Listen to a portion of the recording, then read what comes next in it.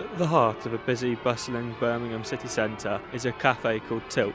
Tilt is a very unassuming cafe tucked in behind a big, brash gym on the side of a busy street. However, Tilt is not any ordinary cafe. My name's Richard, I'm one of the co-owners and founders of Tilt.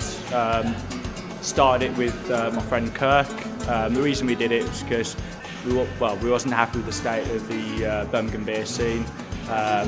The driving force for me starting it was a trip to Leeds, because I went up to Leeds and I was quite embarrassed that Birmingham hasn't got a scene like Leeds had, and that's the main reason why I started it.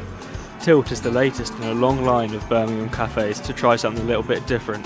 Tilt runs evenings that turns it into a unique hotspot for late night city life. One example of this is their Monday evening pinball tournaments, where arcade game enthusiasts from all over the city rock up to the cafe, drink beers and play pinball. Once a month we host a pinball tournament which is local to Tilt, so it doesn't take part anywhere else, and basically it's £3 and from 7:30 all the pinballs are on free play, so it doesn't matter how good you are, you can just come along and just play pinball for massive discounts on what it usually costs, because the machines are all really expensive, but it's just a really good night to sort of get to grips with it. On entry, Tilt looks like a very sleek looking cafe with a nice wooden table and a retro style bar full of beers on tap. It looks quite an impressive place. As you walk through to the back room, lines and lines of pinball tables surround you. We've got three distinct pools of people that are all very passionate about their own interests. So we've got people who come in for artisan coffee, specialty roasted coffee. Then we have a lot of beer events like tap takeovers. We also pull from a really interesting pool of pinball enthusiasts. There's quite a lot of people that really like pinball in Birmingham, but there's nowhere to play. So people come in, have a couple of beers and then play a bit of pinball. Come up here regularly for the Pinball League. So I hadn't heard of anything like it before in the UK, and then seeing as I live close, it was ideal. Used to go to some like the other league meetings that they have in the Midlands, and then having a place here is ideal because you don't have to travel very far. Kind of meet regulars that come up here, so you get to know them, so it's a good place to meet different people with the same interests. Wayne is here tonight, he's pretty good, and then Hayes, and Kirk's pretty good because he plays them all day. You don't like to let on, but yeah, you get a bit competitive. In the relatively short time that we've been open, we've featured over 850 distinct different beers on draft. That one's Bristol-based brewery. That one's nice. A bit more fuller-bodied, bit more tropical. I really like that one actually. I think that's my favourite sort of compared to the other You know one. what that tastes like? It's not lemon, it tastes like passion fruit.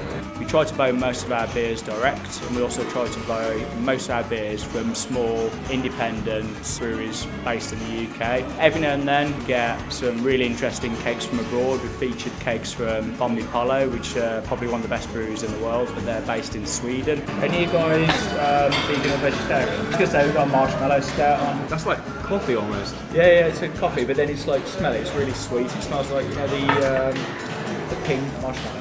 We tended to just stock barrel-aged beers, which are kind of a little hard to have on draft maybe, or a little bit rarer to come across. Get better with age, and you can actually buy them and not drink them straight away, because they're kind of fermented in a bottle. So that's something different that you can't offer necessarily on draft. My background is in beer, but Kirk persuaded me.